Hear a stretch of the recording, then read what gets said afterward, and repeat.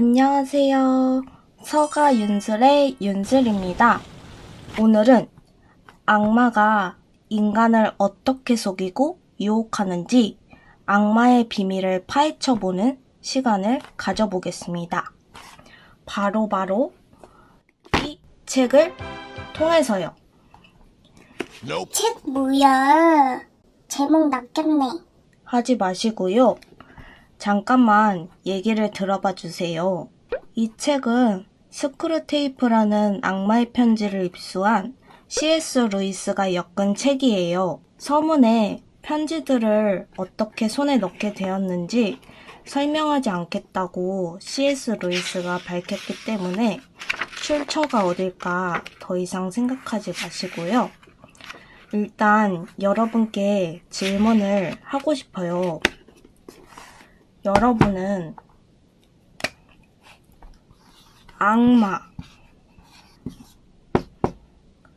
이 악마가 있다고 생각하시나요?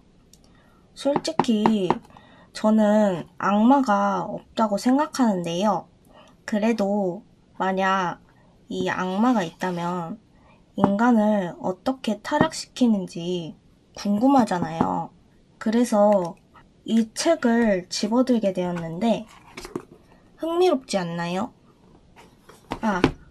여기에 나오는 악마는요, 기독교에서 말하는 악마를 기준으로 하고 있어요. 뭐? 기독교? 하고 흥미가 또 급격히 떨어지는 분들도 있으실 것 같은데요. 그냥 종교는 내가 누구고 왜 사는지 알려주잖아요.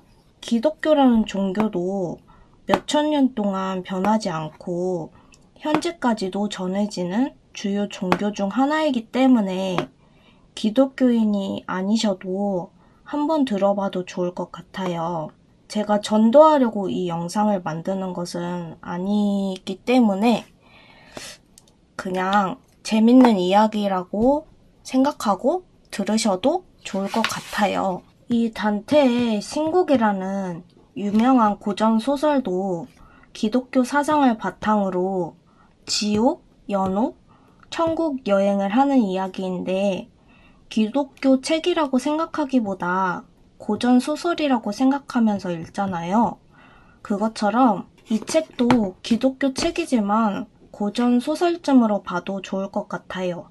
참고로 저는 기독교 신자였는데 지금은 아니고요. 근데 지금도 종교에 관심이 많아요. 이거에 대해서는 나중에 얘기할 기회가 있으면 하고 지금은 안 하고 넘어갈게요. 자, 그럼 악마에 대해서 본격적으로 얘기를 시작해 보겠습니다.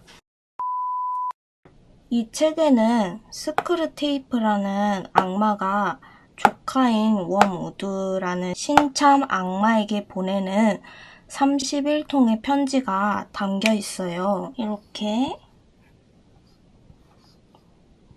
편지를 보내요.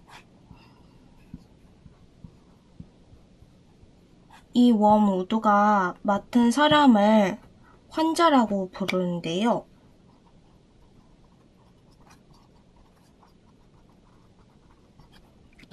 스크루테이프가 이 환자를 거짓말로 유혹하기 위한 방법들을 편지에 써서 알려주고 있어요. 유혹하는 방법 딱 3가지만 알아볼게요. 첫 번째 방법은 환자가 제대로 생각하지 못하게 방해하기예요. 환자가 중요한 것에 대해 생각할 때 제대로 생각하지 못하게 속삭입니다. 배고프지 않아? 점심 먹고 오자. 점심을 먹고 와서 개운한 머리로 다시 생각해보자. 이런 식으로요. 그래서 환자가 점심 먹으러 거리로 나가면 거리에 신문파리 소년과 73번 버스를 보여주면서 눈앞에 실제의 삶이 있는데 아까 생각하던 관념들이 무슨 의미가 있냐는 머릿속에 굳건한 확신 하나를 단단히 심어주는 거예요. 눈앞에 펼쳐지는 친숙한 일상에 눈이 팔리게 하는 거죠. 두 번째 방법은 환자가 쾌락을 잘못 사용하도록 유인하기입니다. 스크류테이프는 쾌락은 원래 원수의 발명품이라고 말해요. 여기서 원수는 당연히 악마에게 원수니까 예수님을 말해요. 쾌락이 원수의 발명품이라니. 저는 쾌락이라는 단어가 좀 나쁘게 느껴지는 단어였거든요. 근데 이 책을 보고 생각이 바뀌었어요. 스크류테이프는 하나님이 세상을 쾌락으로 꽉 채워놓았다고 말해요. 먹고, 자고, 씻고, 마시고, 놀고, 일하고, 기도하고, 사랑하는 등 일상의 모든 일들이 쾌락이라고 말해요. 그런데 워무드가 맡은 환자가 친구에게 아는 척 하려고 책을 읽은 것이 아니라 진짜 좋아서 책을 읽고 진심으로 좋아하는 시골길을 혼자서 산책을 나가고 차를 마시게 놔둔 것에 대해서 스크류테이프는 극대노해요. 긍정적인 쾌락을 두 가지나 허용했다고 말이에요. 엥? 무슨 독서랑 산책이 쾌락이냐? 라고 생각하는 분들도 있으실 것 같아요. 저속노화로 유명한 정희원 의사선생님께서 쓴 당신도 느리게 나이 들 수 있습니다. 라는 책에 이런 그래프가 나와요. 첫 번째 줄에 있는 A, 강한 자극원 노출 그래프를 설명해 드릴게요. 술, 도박, SNS, 쇼핑, 게임, 단순당, 정제곡물, 초가공식품 같은 강한 쾌락에 노출되면 운동, 산책, 음악, 독서, 묵상, 풍경 보기 같은 쾌락을 느끼는 보상이 급감한다는 그래프예요. 이런 강한 쾌락들을 제거하면 세 번째 줄 C 그래프처럼 정상적인 활동이 주는 보상의 크기, 즉 쾌락의 크기가 높아진다고 해요. 산업화 이전에는 풍경 보기, 새와 벌레 소리 듣기, 묵상, 독서, 악기 연주, 산책도 충분히 많은 보상을 주는 쾌락적인 활동이었다고 하는데요. 워무드의 환자가 진짜 좋아서 책을 읽고 진심으로 좋아하는 시골길을 혼자 걷고 하는 게 과학적으로 충분히 좋은 쾌락이 맞다는 거죠.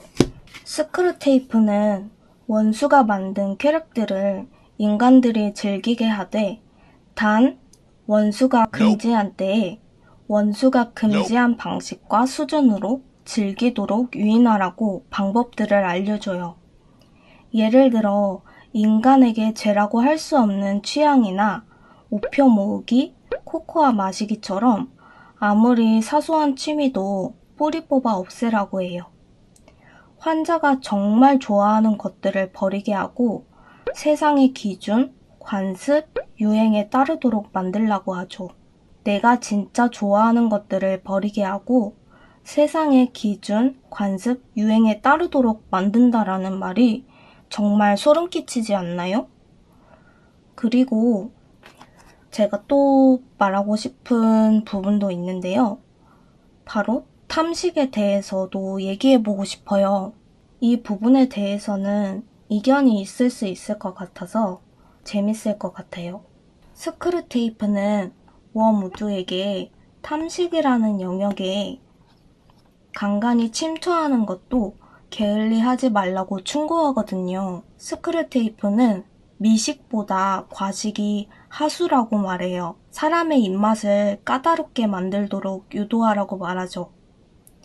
자신이 원하는 걸 먹으려고 해야 못 먹게 될 때 실망하게 되고 짜증이 나기 때문이에요. 저는 개인적으로 음식에 대한 저만의 철학이 있어요. 남들이 말하는 미식이라는 기준을 나쁘게 보는 건 아니지만 저는 제가 먹게 되는 음식을 될 수 있으면 다 맛있게 먹으려고 하고 최대한 남기지 않으려고 하는 편이에요. 저도 못 먹는 음식이 있어요. 예를 들면 생낙지, 곱창, 닭발, 닭똥집, 개고기 요런 음식들을 못 먹어요. 그래서 아예 처음부터 먹지 않아요.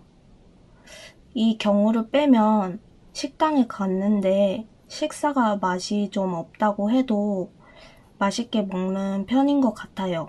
일례로 학교 학식이나 회사 구내식당을 친구나 동료 직원들이랑 같이 갔었을 때 남들은 맛없다고 남기거나 버리거나 하는 일이 좀 있었어요.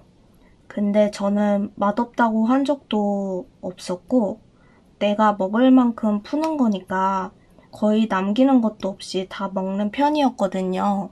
저도 나이가 한 살 한 살 먹으면서 맛있는 걸 접하게 되는데 저는 지금보다 나이가 더 많아져도 음식에 대해서 평가할 생각이 없어요. 제가 종교에 관심이 많다 보니까 기독교에서는 음식 먹기 전에 감사 기도를 하거든요. 저도 어렸을 때는 교회를 다녔어서 감사 기도를 하기도 했었고, 불교에서도 음식 남기지 않고 감사한 마음으로 다 먹잖아요. 이런 내용들을 접하다 보니까 저는 스크류테이프의 편지에 이런 내용들이 나왔을 때 한 번 더 탐식에 대해서 생각하게 된 계기가 된 것 같아요. 책에 더 자세한 내용들이 있으니까 직접 읽어보시면 좋을 것 같아요. 마지막으로 인간을 속이는 세 번째 방법은 환자가 현재가 아닌 과거와 미래를 보게 만들기입니다. 스크류테이프가 웜 우드가 맡은 환자에게 공포스러운 미래상에 반응하게 하고 행복했던 과거의 모습을 돌아보도록 손을 잘 써뒀냐고 묻는 부분이 있어요. 악마가 인간에게 미래와 과거만 보도록 하는 거죠. 미래의 모습은 희망과 두려움을 번갈아 가면서 불러일으키고 원수가 접근하지 못하도록, 그러니까 예수님이 접근하지 못하도록 불안과 걱정도 불러온다고 말해요. 인류가 미래의 무지개를 잡으려고만 하면서 살 때 지금 이 순간에는 정직하지도 친절하지도 행복하지도 못하게 살 수밖에 없다고 말해요. 제가 최근에 읽었던 김주환 교수님의 내면 소통이라는 책에서도 이런 말이 나오거든요. 마음은 과거나 미래로 달려간다. 과거에 집착하면 분노나 트라우마, 스트레스가 일어난다. 미래를 향해 기억을 투사하면 불안이나 두려움이 나타난다. 마음이 과거나 미래에 있을 때 스트레스 반응이 일어나는 것이다. 행복감과 긍정적 정서는 몸과 마음이 지금 여기에 현존할 때에만 가능하다. 저도 종종 미래를 생각하게 되면 100% 불안해지는 것 같아요. 제가 생각하는 미래는 장밋빛이 아닐 때가 많은 것 같거든요. 미래를 생각할 때 최악으로 가면 돈을 못 벌어서 가난한 독거노인이 될까봐 너무 불안한 마음이 들 때도 있어요. 그래서 지금 이 시간을 미래를 위해서 준비해야 하지 않을까 하는 생각을 많이 하기도 해요. 그러면 책에 예수님은 미래를 어떻게 생각하길 바라실까요? 예수님은 내일 실천해야 할 행동을 계획하기 위해 딱 필요한 만큼만 생각하길 원한다고 해요. 정말 이 정도만 생각해도 되는 걸까요? 이러다가 미래에 잘 못 살면 어떡하나 저는 아직도 걱정이 좀 되는 것 같아요. 이 부분에 대해서는 아직 제가 책에 설득이 안 된 것 같아서 다른 분들은 어떻게 생각하고 계신지 댓글을 남겨주시면 너무 좋을 것 같아요. 아무튼 이렇게 악마가 인간을 유혹하는 방법 3가지를 알아봤어요. 첫 번째 방법은 환자가 제대로 생각하지 못하게 방해하기. 두 번째 방법은 환자가 쾌락을 잘못 사용하도록 유인하기. 세 번째 방법은 환자가 현재가 아닌 과거와 미래를 위해 살게 만들기. 이렇게 3가지가 있었습니다. 책에 악마가 인간들을 홀리는 방법들이 더 많이 나와 있어요. 궁금하신 분들은 이 책을 꼭 읽어보시면 좋을 것 같고요. 여러분들은 이 3가지를 들으면서 어떤 생각을 하셨나요? 저는 편지들을 읽을 때 악마가 하는 말들을 반대로 생각하려고 하면서 읽느라 머리가 아팠거든요. 정신 똑바로 차리고 읽어야 하는 편지들인데요.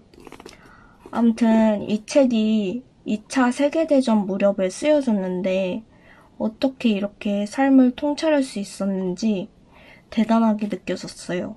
이 작가님의 다른 책도 읽어보고 싶어져서 이렇게 순전한 기독교라는 책을 중고서점에서 사봤고요. 조만간 읽어볼 예정이에요. 제가 읽었던 정의용 교수님, 김주환 교수님의 책에 나온 과학적으로도 입증이 된 내용들이 이 고전 소설에도 나와 있다는 게 또 너무 신기했는데요. 산책과 책이 긍정적인 보상, 쾌락이 될 수 있다는 것과 과거와 미래에 살면 너무 불행하다는 것, 여러분도 잊지 않으셨으면 좋겠어요. C.S. 루이스는 이 편지들의 진정한 목적은 악마의 삶을 고찰하려는 것이 아니라 사실은 인간의 삶을 새로운 각도에서 보려는 데 있다고 썼는데요. 저도 사실은 악마에 대해서 궁금해서 이 책을 읽기 시작했는데 읽다가 보니까 나의 삶을 다시 돌아보는 계기가 되었던 것 같아요. 저는 이 책을 시간텀을 두고 3번 읽었거든요. 이 책 재밌으니까 너무 추천하고요. 만약 크리스찬 천주교인이시라면 필독서로 꼭 읽어보시길 추천드립니다. 그럼 다음에도 재밌게 읽었던 책 가지고 올게요. 들어주셔서 감사해요. 그럼 다음에도 또 와주세요. 안녕.